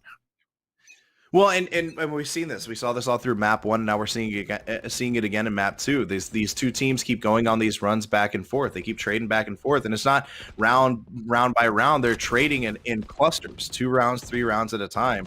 And now it's Rutgers' chance to go on a little bit of a roll, a little bit more than we've seen before. Snake getting a couple of shots there with the classic, but backing off pretty quickly. Afraid with that gun disadvantage, afraid to really put themselves out there. Actually, being a little bit more aggressive than I thought they would be. For Scarlet Knights, this is about creating mid-pressure, though, so then they can go and exploit the other halves of the map. It's a good job by ONU. Fantastic control with this Cypher camera. We'll see it go out. Rotate should be there. The Jet and the Silver were both close because they were playing over on B. This push is going to be tough for Scarlet Knights, to say the least. Ooh, Spoopy with a huge shot by the Sheriff right there. Jonah and Fruta getting those picks. We got the Hunter's Fury out. WD getting a pick right there, but now it was going to be tough, but that Hunter's Fury coming out, revealing the locations, definitely helping out. Now you got a 3v1 with the spike going down on C site. Chromium trying to flank them from long C. They had to have heard him. I'm almost certain, right? Yeah, they're watching the back of Garage. They're watching long. They know exactly where this Omen is. They're not scared of this at all. Chromium's just got a stinger to their name. And you could tell immediately by the plant position as well how far back in C they went. They're just trying to keep it long, make sure that there's no chances of Omen doing anything. And a biased attacking half is fantastic for Scarlet Knights. Coming out with 7 rounds looks great on their resume. And they'll look to make it 8, which would be even better for them. I mean, no duh, kind of 3-head take there, but it still counts for some when you're looking at a game that just came off of a 6-6 half for them. Starting off, and like I said, I think what we're really here for, right? If you ask Scarlet Knights in the interview, why do you take us to Haven?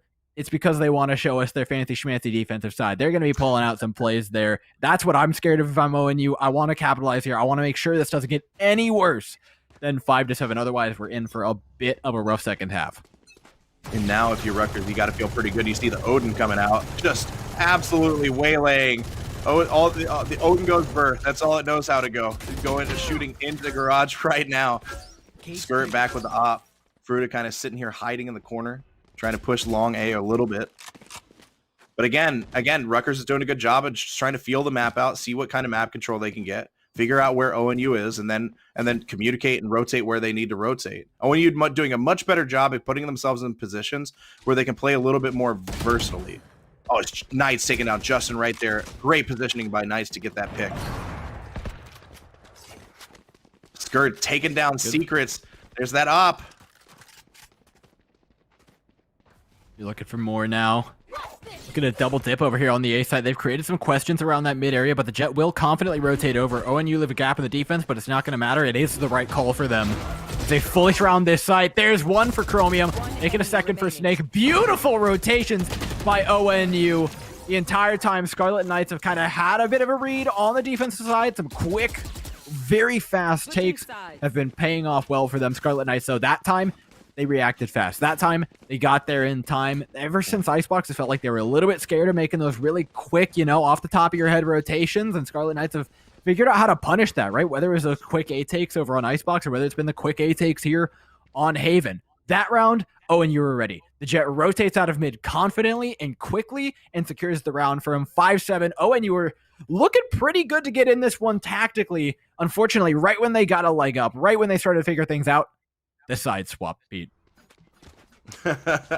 And this is what we've been talking about for this entire time is Haven's defense, or Rutgers defense on Haven, which, I mean, you think about Haven tends to favor the attackers the majority of the time. Well, not when you're playing a team like Rutgers, not when you're playing a team that has a really good defensive set, has good defensive players. They really, I mean, we saw this on Icebox a little bit, but now we're seeing the kind of map control that they can get as the defenders and a map that they're comfortable with in Haven. And it looks like they're already doing this. Look at the rotations by the defense right now to really get in flank position, to be able to hold strong. Spoopy taking down Justin in Heaven right now. Bruta trying to go up there and take some kind of positioning, make sure they don't get the spike down. It looks like Chromium's going to be able to plant, but now you're going to see the Scarlet Knights start to rotate and move in more aggressively and really kind of pinch them together. Skirt going down to Knights though. ONU doing a good job at Jonah takes down Knights. WDK is taking out Chromium. Last player standing. You got 2 in hell, and ONU, the first time the Scarlet Knights get a chance to show us their defense. ONU doing a good job at getting the plant, being in good retake positions, and again, just like you brought up, hell can be kind of a dangerous place to be as an attacker, you know, in post plant on those retakes, but it paid off, and ONU did a good job of staying there and holding out strong. Yeah, I mean, it's realistically, it's not necessarily a bad place to be, right? It's the linchpin Right. of a post plant on the A site. It's an important place to be. It's a place where you're gonna lose probably 60% of the fights. It's more advantageous for the defenders if they have utility. But nonetheless, it's important that you're there. It's important that you're finding some degree of value. They managed to do exactly that. Scarlet Knights, their mid push, I'd like to point out, didn't pay off, but oh my god, they just don't stop. This control from the Reyna, from the Jet. If they get a whiff of this push coming from C, they're going to be on the flank immediately. Skirt's headed over towards it. This could be a dead Sova in just a couple seconds. Snake shooting those Omen smoke. They're trying to push through, but Jonah ready for it. Snake taking down Fruta, but Jonah and WDK is Skirt getting on that flank, and that's the flank that we were talking about with Skirt and Justin getting those picks there at the end. But that mid push, look, it didn't work the first time, but we've seen it time and time again with this Rutgers team. That mid push and that flank almost always ends up paying off at some point. Maybe it doesn't work in the first round, maybe it doesn't work in the second round, but at some point it's going to pay off. And now we're going to start to see these pushes affect ONU a little bit because we're going to start seeing them be scared again, and they're gonna have people hanging back. They're gonna have somebody kind of lurk and wait for that flank to come out. But the Scarlet Knights paying off there with Skirt coming around on that flank and getting a pick. Yeah, and just like on Icebox, the pushes aren't necessarily about frags, right? It's about the information, it's about the fact that Scarlet Knights then got to put 3 members over on C. Yeah, they cleaned up 2 with the flank, but those 2 are probably gonna die anyway. There's 5 versus 2. Those first 3, though, those came because they made a quick rotation. They got to abandon everything else and just worry about defending C. This time, ONU a little bit more hesitant. Watching that push through mid, you can see the Omen hanging out just outside of window room, but the fact that the Reyna pushed out there gives them a fair bit of confidence that they don't need to worry about anything. Over on the C site, you can see the Cypher utility is set up for a retake here. All of those trap wires are very far back. The camera's far back because it doesn't want to get shot out and potentially faked. So then the trap wires go down. All they do is try and deny a plant, try and deny any more site presence from being gathered. Attackers, though, just spread back out around the map. Oh, and you're just poking and prodding here. Justin, though, is... you know, there's poking and prodding, and then there's taking someone's head off, and I feel like I'll take the latter. Skirt taking out Spoopy right there. WDK is getting nice. It looks like ONU just... Oh, K is trying to take the orb right there. Doesn't quite get it. But it looks like ONU got a little bit of miscommunication, got a little bit scattered, and Rutgers took advantage of that as quickly as they could.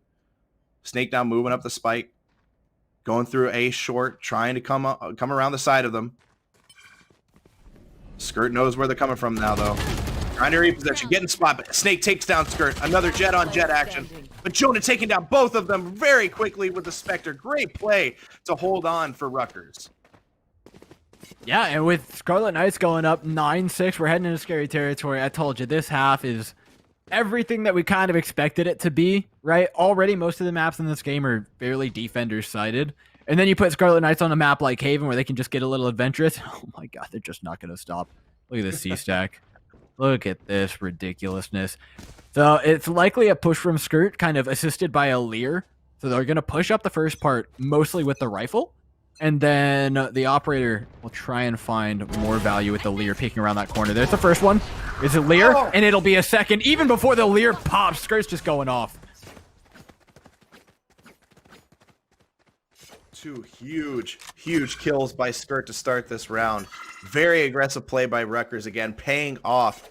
And now you look at ONU, a little scattered, a little scared, don't want to move. They don't know where it's going to be coming from because now their backside isn't protected. They don't have map control. This might be the best map control that we've seen Rutgers have, period, between these two maps.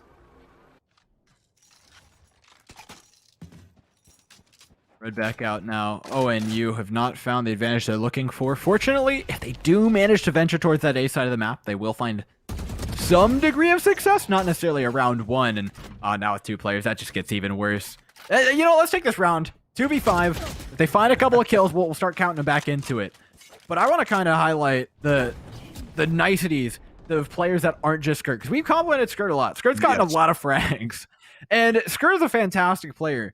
But we could liken it to a team like TSM, right? You've got Wardell, this insane star player, right? This and that, great operator. Yeah, hats off to Wardell. But TSM isn't the same without the players surrounding Wardell, without the players that lift Wardell up. Most teams kind of had this fairly balanced take. Yeah, you've got your fraggers and you try and help them out. But TSM, they're throwing a lot of utility into backing up Wardell. You're getting Lears to flash them in. You're getting curveballs to flash them in. Every smoke is setting up a one-way for him. And it's the same thing with Skirt. They're laying out the red carpet for Skirt to come in and clean up a lot of these kills. And there have been a few rounds where Skirt's kind of dashed in, made an aggressive play to force an action without the help of their teammates. But by and large, it has been mostly due to the support players of Scarlet Knights that Skirt gets to do what they do. Here, it's the Reyna pushing up, entirely devoted to just supporting the Jet, and it pays off. I mean, we've seen great utility by Jonah, Justin, and all the players from Rutgers so far, but Jonah and Justin most especially being right there beside Skirt a lot of the times. And really, that's what makes you have a lot of top fraggers on a lot of teams. There are a lot of players in CF1 and throughout all of the divisions that can frag the way Skirt does, or at least come close to fragging the way that Skirt does. But the difference between a team like Rutgers and some of those other teams is exactly what you're talking about. It's the communication, the utility of the other players. As Snake is running in here with the Blade Storm, seeing what they can do. But it's the utility of the other players. It's what do they do around those top fraggers. The communication with the aggressiveness, the decisiveness. You have to always have somebody calling the plays. A Snake is peeking around in that smoke, seeing what they can do, hiding right there. Blade Storm comes out and gets Justin, but Jonah takes down Snake pretty quickly afterwards. But you know, we always praise the top fraggers like you said, but yeah, a lot of love needs to be shown to the rest of the players on the team as Skirt takes down Secrets right there. I know exactly where. They traded back 2v3 now. Scarlet Knights are good for it right now. ONU look even better though. Knights will find one more. It is just the Cypher here against the world. Pushes through, nothing to be found. Chromium, good round for ONU. A quick A take. Really good stuff, though, from the Jet in particular. Snake, that's the first time I've actually seen them really entry frag. A lot of the time it is Knights, and Knights was right there to follow up. Don't get me wrong. But Snake, full confidence, full dashes in, takes an aggressive position in the post plant, even manages to trade themselves out for one in this tricky corner that they ended up getting stuck in. Really fantastic round, and that's the entry fragging I want to see from the Jet. A little bit of confidence that we didn't get over on Icebox, and that should bring us to the point where we can start talking about, you know, this isn't over for ONU. The scoreline's 7-10. Right. This has been a fairly good game for them, especially considering that this is Scarlet Knight's map pick. But you know what? If it worked once, they're going to go for it again. Quick A push. Justin is there to intercept, though. Great job by the Reyna. Gets out as well with the dismiss. Skirt's looking for more with this operator, but you got to be a little bit more careful about it. Justin, beautiful support by the Reyna. Grouped up with the Jet. Plays more support to back up the operator to put them in a position. Now they just see the Skirt repeat, go for more frags on alongside the help of Jonah, and they are more than fine to clean this one up. Great reactions by the Reyna. And just I mean, that's exactly what we were just talking about. And yes, Skirt in trouble, doesn't quite hit the shot that they want. But now you see Justin on Reyna's there to help out almost immediately with these quick rotations. And that's what happens when you have a team that really knows how to support each other and work together and communicate those things like that. Knowing, and it comes down to a point where it doesn't even need to be verbal, as Fruita's kind of poking around here. Fruita going ahead and taking down Spoopy. And now the Scarlet Knights are going to be able to defuse this spike and go up 11-7. ONU, no, they are not out of it. We have seen them come back from 3 rounds down. We've seen them start to come back from 4 rounds down.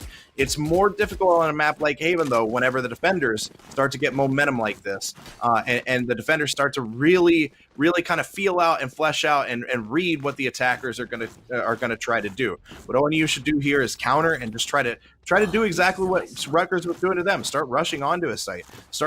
Go to a different site instead of going for A again. Although it looks like they're stacking maybe over towards A, possibly over towards the B push.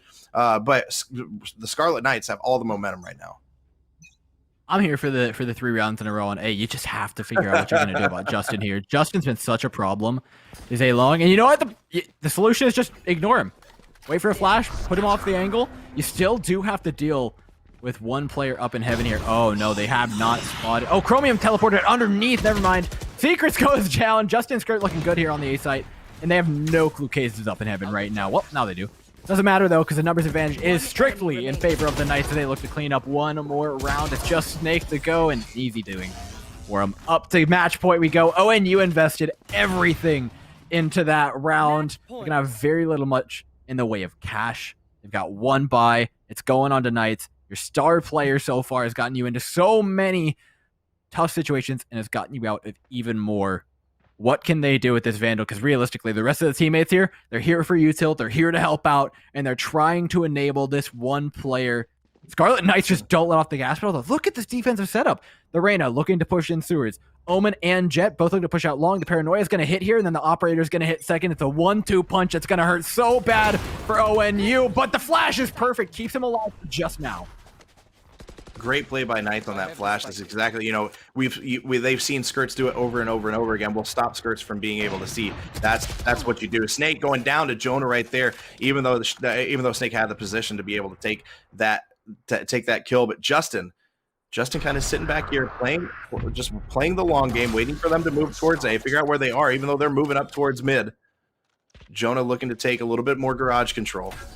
Still a 5v4. ONU moving a little bit slower, trying to feel it out. Trying to figure out where the Scarlet Knights are setting up. You see the Omen smoke go down right there. Knights prepared and ready to go. I saw a couple of those half buys. We saw a Stinger with full armor, and we saw a Spectre with half armor. Which would you rather go with, Dor? Oh god, don't ask me that in this kind of situation. We're on B. It's Stinger all day. I don't care about the nerf. It's whatever. Knights has found one onto Fruita, though. And now Scarlet Knights, yeah. Spoopy stuck in the corner. You got to go out. Try and trade yourself for something. Gonna be 3v2, 2v2 now. Spike headed straight over towards that C site. They know it's open. They know there's no site for util there. It'll be the plant. ONU hanging on for their lives. Remember, we did see the buy go on tonight. It's all down to them. Justin will be the find the first onto the star player. 2v2, 1v1.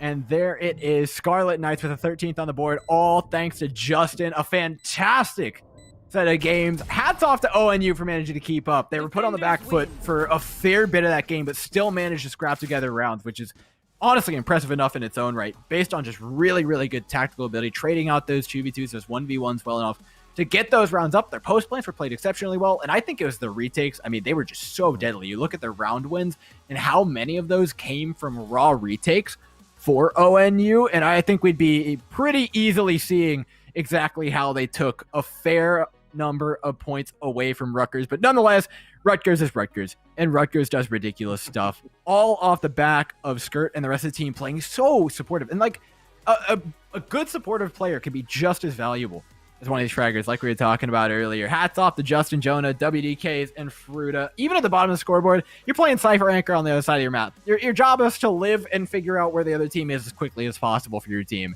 And Fruita did that every single time. So great stuff from Rutgers as always. They'll go up to 5-0 as well, which is a scary thing to face. I mean, they're one of the strongest teams in CF1 right now. They should be one of the scariest teams to have to face. ONU's a really good squad. They're going to move to 3-2 now, and honestly, they could potentially. I mean, watching the way they play tonight, they may be a little bit better than 3-2, but their 2 losses have come up against teams that are really good. And tonight it was Rutgers. They really took Rutgers as hard as they could in map 1 on Icebox, and then Rutgers just started to roll too much on Haven. But when you talk about those supporting players. You don't need them to frag, you need them to support, but it helps whenever players like Jonah and Justin in those retakes, in those clutch moments, get the kills that they need to get and get those, it's a 3v2, it's a 3v1, and all of a sudden Jonah and Justin are making those plays and making those moves right there. They're supporting, but then you see Jonah at 23 and 11. They're supporting, but you see Justin at 17 and 13, and that's huge whenever you can have that kind of support for the top fragger and skirt, where you have a team that's that strong at the top in your top 3. It's just very hard to try to stop them in any moment. Yeah, and now, like you said, with Rutgers going up to 5-0, they're a scary team.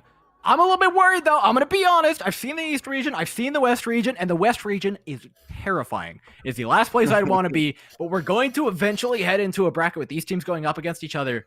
And at some point, I know you just lost a game to them, ONU, but you might be holding out for Rutgers to maybe be the ones to have a swing at taking down some of those West Coast teams. Either way, we're heading to a different bracket.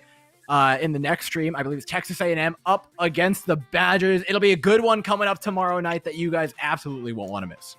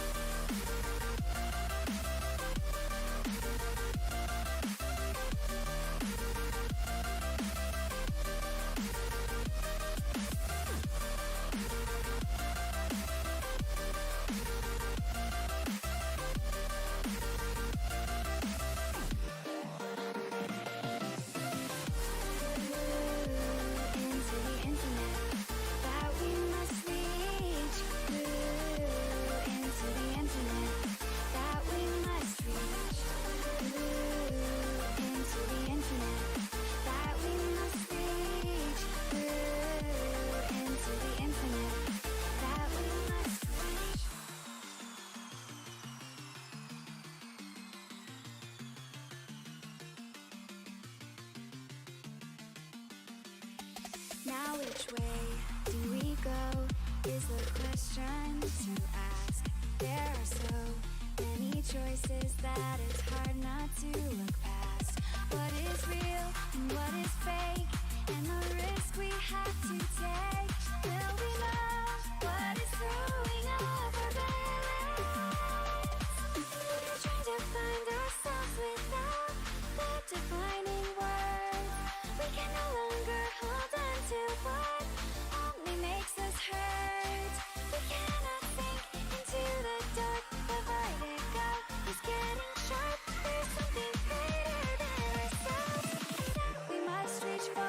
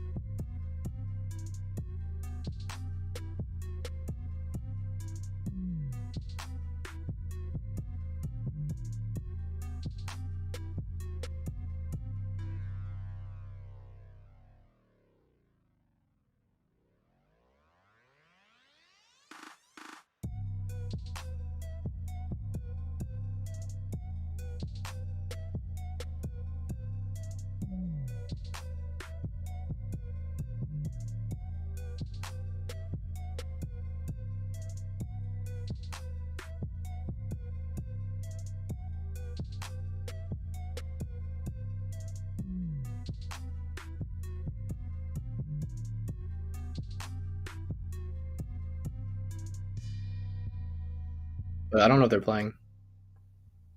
Hello and welcome back, everybody. We didn't promise an interview. We were supposed to, but we didn't. That's on me. It's okay though. We've got Jonah in front of at Best Student GG, IGLM for the team, locking it down on every single front that you could possibly want. I know I was doting over the IGLing that entire game. It was ridiculously good. It's stupidly on point. You were reading them like a book. How'd that game feel for you? It felt pretty good. The first one was rough on Icebox, especially with Mick DCing. But the second one, I felt like I had a pretty good read, except a few rounds they did some stuff that didn't make any sense to me. So I felt I didn't have the best read towards a couple of the A rushes, especially when we stacked A twice in a row, and then they went A again, and that made me a little confused. But What's it like when a team picks a map like Icebox? That's the first time we've seen Icebox in CF1 play so far, and it's a map that people are still for the most part trying to figure out competitively. What's it like whenever a team picks that, and like how do you approach that situation whenever they have the team comp that they had and then they throw Icebox out of left field? I feel like their Icebox was pretty okay, but it wasn't great. I feel like a lot of these pro teams and the tier 2 teams are running Sova or Sky on that map, and they elected to run the Raze and the Sage, which is a lot like more mid-round play, since the Sage has to wall the middle, and basically we have to wait until that wall dies down when we're on offense. And on offense, they can get an easy like B bomb plant down and an A bomb plant down. But in general, I feel like Icebox is something that, although it's somewhat new, I think it's been pretty studied, and I feel like we have a pretty good grasp on it, although ours could be a lot better. Yeah, it felt like you guys fell back a little bit more onto your fundamentals, right? We know you're an aggressive team. We know you really love taking every bit of map control you can possibly get. And that came to show on Icebox, where it feels like you can kind of simplify things by, you know what? All right, we're gonna push through. It's easier for us to create an issue than for us to have every single solution in our playbook to react to an issue. And then we headed on to Haven, and I was like, okay, that's exactly what this team's here to do. We saw you guys play aggressively on Icebox and abuse site control or abuse map control. In general, we head over to Haven. The aggression just continues. Were you guys feeling confident about taking map control on Haven after being able to take map control so effectively over on Icebox? Well, after like we played UCI in CF1 last semester, we lost to them like 13-9 or 13-10. And after that, we kind of reviewed Haven a lot more. And as a team, core four, me, Mark, Justin, and Mick, I think we've gotten very good at Haven, so much to the point that every team we play against in CF1 so far, besides these guys and in Face It, have just been permabanning it. So I don't know why they would let us have Haven if it didn't seem like they did their research, because that's not a good map for them. You know, it's not a win for them. Haven's a Rutgers map for sure. It's like Rutgers Haven or something. Yeah, I think they're up there. I'm pretty sure Riot was talking about a name change, naming it to Rutgers and then in parentheses Haven. I think they were going to change the name of that. But you know, we saw Skirt. Whenever Skirt's going off, it can change what you guys do as a team. But Dora and I were talking about it during especially map 2, the way you and Justin do such a good job of helping support Skirt as a top fragger, and the way you guys can frag yourselves. It's not like it's not like I think you have 3 or 4 of you that could be top fragger at any moment, but you guys especially do a great job of supporting Skirt in those moments and supporting each other. What's it like to be able to know that you have somebody that can pop off whenever you give them the opportunities? Well, first of all, I think Skirt is an amazing player. He's the newest addition to our team. Ivan is just an absolute monster on the Jet. He came from our academy team, our red team, and he was the IGL for that team, playing Jet as well. He was playing a lot of these other leagues like CSL and just dropping insane numbers like 40 bomb, 30 bombs, you know, left and right. And when we added him to the roster, I moved off Jet, and it felt like kind of a relief for me, so I didn't need to frag as much. But just because I don't need to frag as much doesn't mean I can't frag as much, right? Which is nice. And I don't think it's. I mean, Justin's doing an amazing job, and I'm doing a good job too. But I do think that WDY Kaz or Mark is doing a much better job than everyone's giving him credit for. Like the Sovas in pro play get a lot of credit because they're often left in the clutch, but we actually don't use Mark in the clutch. We have him actually like try to get us info and get trades right away. So his scoreline might not always be the best, but he's a very team-centric player, and that's exactly what we need in a team. And honestly, I think a lot of these Skirt kills come off of really nice Sova plays as well. Mm-hmm. Yeah, the entire team, perfectly well-oiled machine. You guys look fantastic. You're up to 5-0 now, and it's looking like you might not be the only ones. There's some other teams here in the East that are a little bit spooky, but I want to throw it over to the West Coast. You and I talked about this a little bit during the break before we brought you on broadcast. What are you guys looking at? Because as the West Coast is just monstrous in general, it feels like you guys might be one of the teams that can really contest with them and hang with the best. How's that lining up for you? We have the show match versus SJ, like the SJSU show match for this upcoming weekend. So we're going to play some of these West Coast teams. When we've played them in the past, we've done fairly well as Rutgers. And for Rutgers Valorant, when we scrimmed West Coast teams, we've done pretty well as well. I would say that in general, the West does always benefit from having like the highest concentration of pro players throughout all of esports history, because California is such a hotbed for esports. So a lot of these pro players get to move out there, and when they grind ranked, you get these students who get to play with them too. Not that the East Coast doesn't have its fair share of players, pro players that is, but the West definitely has a higher concentration. And I feel like they get to learn from that, and they get a slight advantage, but that advantage is only individually based and not very team based, in my opinion. That's an interesting take. I mean, your guys' preparation has been incredible the entire time. The IGL link's clearly there. You've got the read. You've been watching tapes. I hope you guys are ready because there's more season to go. CF1 continues tomorrow, though. Like we said, Texas A&M up against the Badgers. You guys won't want to miss it. Thank you so much, Jonah, for popping in for the interview. But it's about time we called it a day. Keep up with CF1, I believe, at CF1 Esports pretty much everywhere. Twitter, Facebook, MySpace, Twitch. Shoot the follow button, hit the bell. You guys can keep up with all the action. We'll see you tomorrow. Thank you, Dora. Thank you, Josh.